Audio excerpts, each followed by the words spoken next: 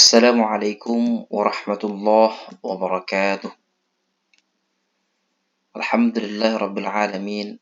Assalatu wassalamu ala asyrafil anbiya'i wal mursalin sayyidina wa maulana Muhammadin wa ala alihi wa sahbihi ajma'in. Rabbi syrah li sadri wa yassir li amri wahlul 'uqdatam min lisani yafqahu qawli, amma ba'du. Yang terhormat Ibu Dr. Rida Darmawati MPD, yang saya hormati teman-teman sekalian, alhamdulillah segala puji bagi Allah, kita masih dalam keadaan sehat walafiat. Salawat serta salam selalu kita curahkan kepada junjungan Nabi besar kita Nabi Muhammad SAW, yang alhamdulillah berkat beliau kita bisa merasakan Islam sampai saat ini. Baiklah, pada kesempatan yang berbahagia ini, saya Erwin Bahtiar insyaallah akan sedikit menjelaskan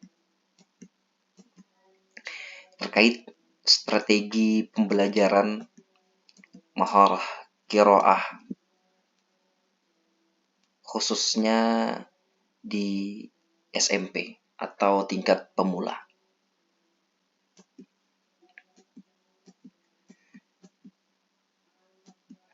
Perlu kita ketahui terlebih dahulu sedikit terkait apa itu strategi pembelajaran. Dan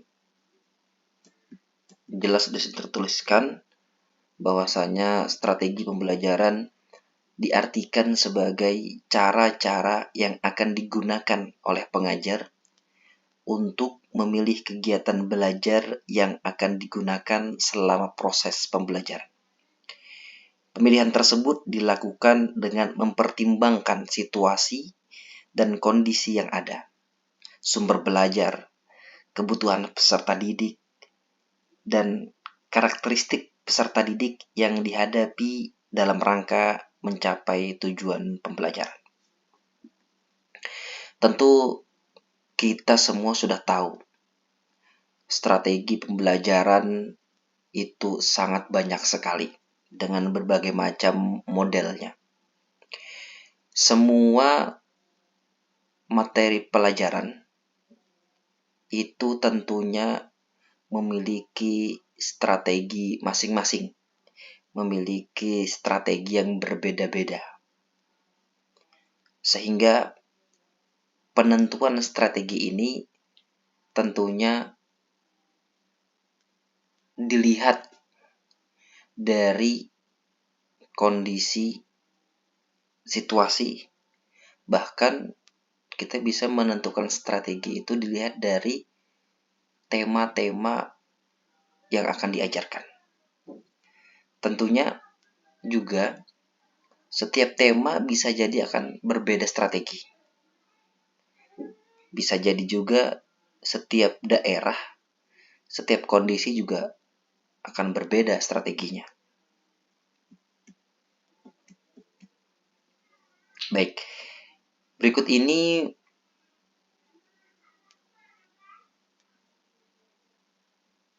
dalam menentukan strategi, kita perlu melihat yang pertama itu ada tujuan belajar, yang kedua itu ada materi, kemudian dilihat dari peserta didiknya, kemudian kondisi sekolahnya, kemudian sarana prasarana atau kelengkapan fasilitas sekolah, serta waktu dan biaya. Nah, semua ini adalah penentu strateginya.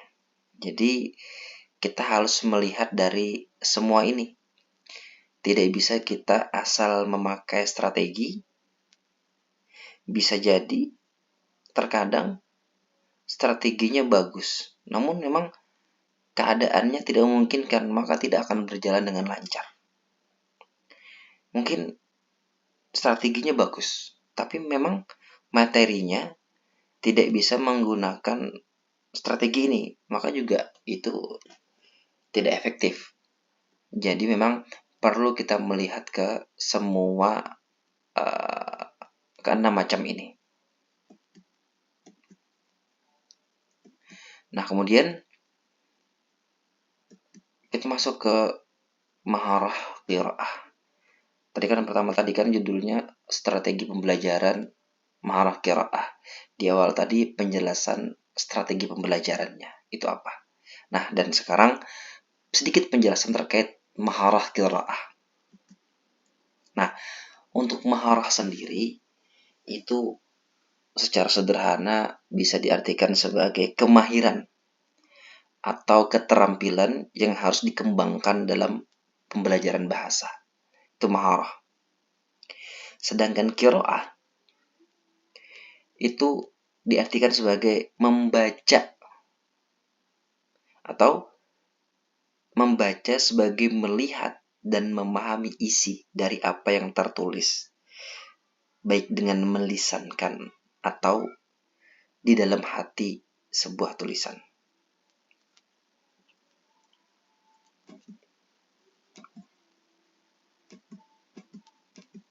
Kemudian keterampilan membaca atau mengharah qiraah itu terbagi menjadi dua, khususnya di bahasa Arab, pembelajaran bahasa Arab. Yang pertama itu ada qiraah jahriyah. Yang kedua itu ada qiraah shamitah. Apa itu qiraah jahriyah dan qiraah shamitah? Jadi qiraah jahriyah itu adalah membaca dengan menekankan kepada aktivitas anggota bicara. Maksudnya lisan, bibir, dan tenggorokan untuk mengeluarkan bunyi atau suara. Ya intinya membaca jelas dengan nyaring dan menggunakan aktivitas lisan, bibir, dan tenggorokan. Itu qiraah jahriyah. Dan tentunya ini akan didengar oleh semua siswa yang ada di dalam kelas. Kemudian qiraah shamitah. Nah, qiraah shamitah ini adalah membaca dengan melihat huruf dan memahami makna bacaan tanpa aktivitas organ bicara. Jadi, membaca dalam hati. Yang mana nanti pada akhirnya membaca itu sambil memahami. Dan tentunya qiraah jahriyah dan qiraah shamitah ini saya kira levelnya berbeda. Karena kalau qiraah jahriyah itu lebih kepada aktivitas pengucapan makharijul huruf. Sedangkan qiraah shamitah ini sudah level sambil memahami.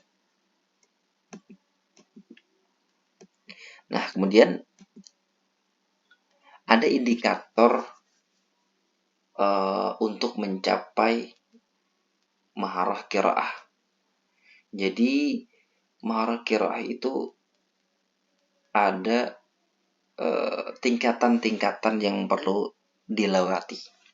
Yang pertama, membaca dengan lancar, cermat, dan tepat. Ini tentunya untuk awal-awal seperti ini. Untuk pemula pun disarankan memang seperti ini, yaitu membaca dengan lancar, cermat, dan tepat. Jadi lebih dilihat kepada makharijul huruf bacaannya.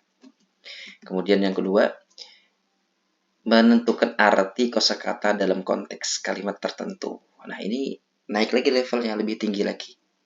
Sudah selain membaca itu menentukan arti kosakata dalam konteks kalimat tertentu. Tentunya untuk tingkat pemula pasti sambil dibantu dengan guru bersangkutan.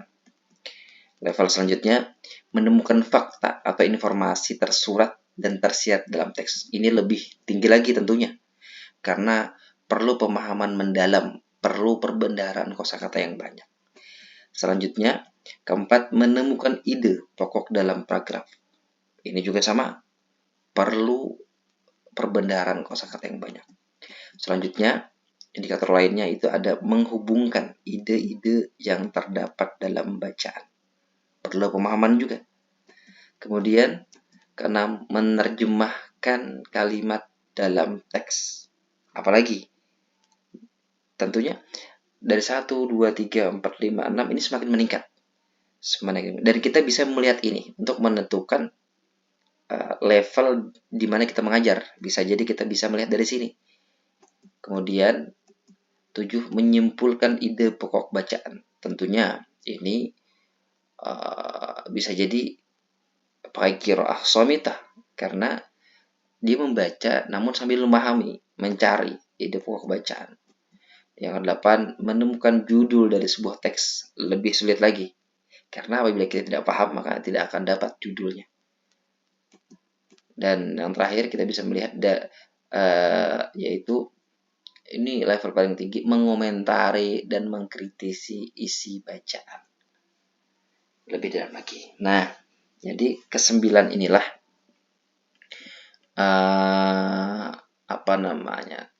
level tingkatan yang perlu kita lewati, kita sesuaikan di jenjang mana kita, maka kita sesuaikan. Ini untuk khusus maharah qiraah. Untuk maharah lainnya mungkin berbeda. Ya, ini khusus untuk maharah qiraah. Baik, selanjutnya. Nah,